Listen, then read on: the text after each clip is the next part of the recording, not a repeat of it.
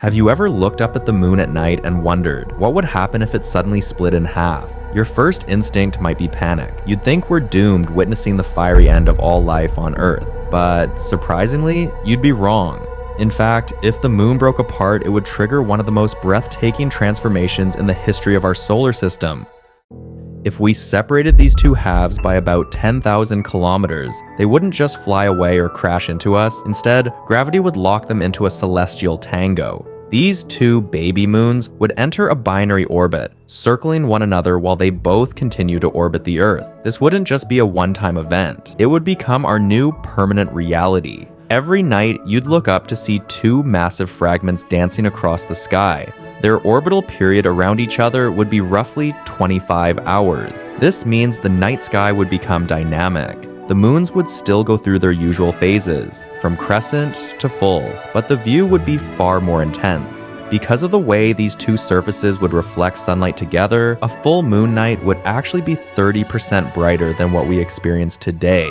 The effects on the ground would be eerie and beautiful. Because the separation of 10,000 kilometers is vast enough, the light hitting Earth would come from two distinct points. Look down at your feet, and you'd notice two shadows instead of one.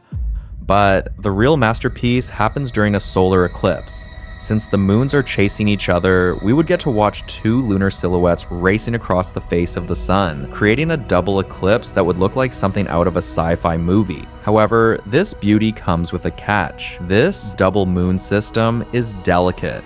If the orbits weren't perfectly stable, gravity would eventually take its toll. If one of these baby moons drifted too close to Earth, it would cross the Roche limit, the point where our planet's tidal forces become stronger than the gravity holding the moon together. At that moment, the moon wouldn't just hit us, it would be violently torn apart in the upper atmosphere. The debris from that destroyed moon wouldn't just fall to Earth as meteors.